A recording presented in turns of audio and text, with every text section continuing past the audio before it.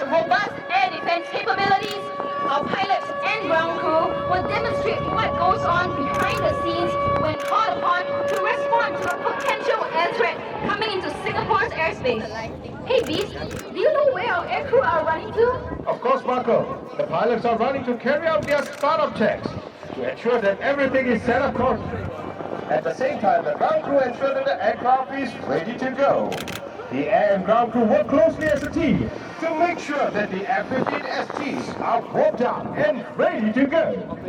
For each aircraft, there is a dedicated crew chief as well as an assistant to handle the pre-flight checks.